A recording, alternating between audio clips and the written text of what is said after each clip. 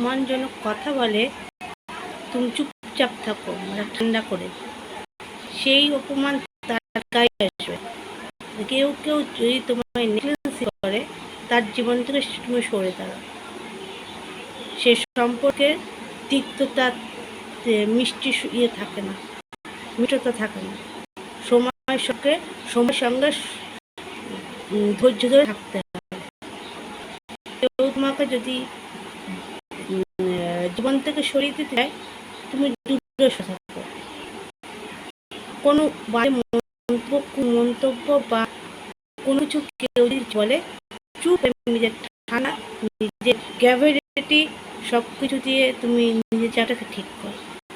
তোমার মেন কথা হচ্ছে, তোমার মাটিকে যদি তুমি শক্ত করতে পারো, তাহলে তোমার কাছে সব মানুষই আসবে।